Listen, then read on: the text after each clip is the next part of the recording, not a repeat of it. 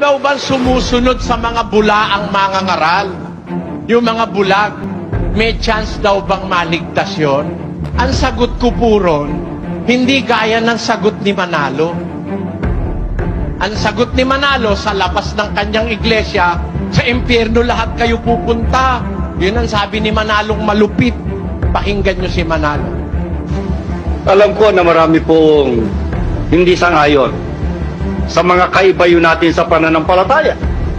Hindi sila papayag, Iglesia ni Cristo lang ang tagapagmana. Hindi sila papayag, tayo lang ang tinubos.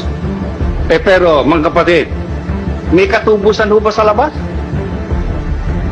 Kaya hindi pwede magmana nasa labas ng iglesia. Paano ka pa mamanahin sentensyado ka sa apoy? Yan. Yan ang sagot ni Manalo. Pag nasa labas ka, inaakay ka nung masama na mga bulag, wala ka ng kaligtasan. Pasagutin natin ang Biblia, hindi si Manalo. Ha? Ang tanong nung kapatid, may pag-asa bang maligtas yung mga inaakay nung mga pastor na mga bulag? Alam mo, pagka bulag ang umaakay sa'yo, bulag din ang inaakay, ang destino nyo sa hukay Ano?